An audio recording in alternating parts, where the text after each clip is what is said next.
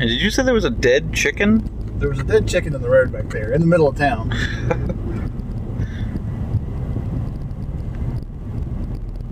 It's a cute little town. Yeah, it does look like Noonan. All these little Georgia towns all kind of look the same. It looks a lot like Rome, really.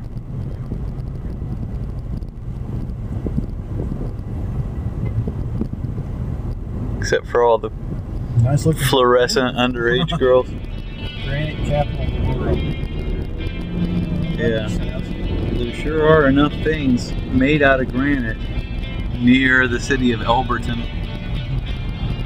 So far, every church we've passed in every community has been marked with its own tombstone. And we just passed the Southern Mausoleum Incorporated warehouse. One of the things I'm curious to see when we get there is apparently there were reports of hearing voices and strange music during the construction of Georgia Guidestones. And according to this book, Weird Georgia, that I'm reading, according to Weird Georgia,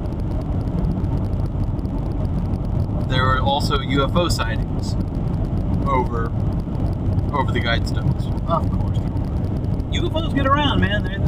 They're bored. All the weird places. Well, all the roadside attractions, they apparently visit the same places we do. They put up these rocks and down on Earth. If you want to look at it, it's written in a bunch of different things. Maybe that's what it is. It's all a big social experiment by aliens. They put these rocks out here and see how and what kind of people show up. Exactly. I don't think humans are ready for first contact. We still grab their attention by stacking big rocks. But I guess if you were going to build a monolith out of granite, you would do it in the granite capital of the whole world. So maybe there is a more practical element. Oh, there's the museum. Is that the museum? Yeah, I think so. Then we're going. This was founded a year after the Guidestones. 1981. I like that big spire. Yeah. It looks like something you can impale somebody with. So this is it. We're about to find out. While the Guidestones are Elberton's claim to fame, the town is just as proud of its distinction as the granite capital of the world. No one is disputing this claim as far as I know, but they work hard to defend the title anyway. Like many cities, Elberton has a tall, imposing granite memorial standing in the middle of its business district. But it doesn't stop there. As you drive through the community, you will find granite signs, granite monuments, granite churches, granite banks, a granite auditorium. Granite toilets. And this town takes its monuments very seriously. Back in 1898, they commissioned German sculptor Arthur Bader to fashion them a statue of a Confederate soldier that they could erect as a Civil War memorial.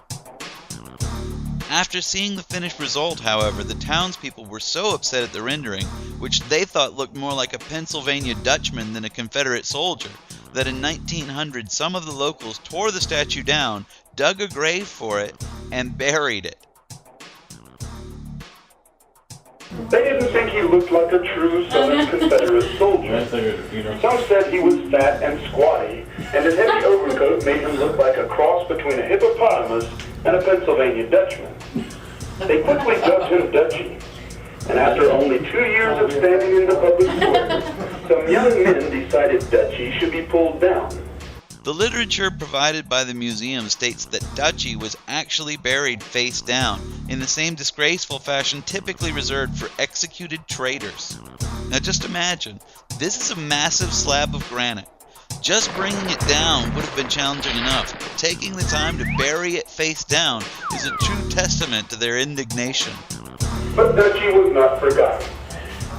After this museum was built in 1981, the Elberton Granite Association received permission to dig up Dutchy and put him here in this place of honor as the first monument made of Elberton granite.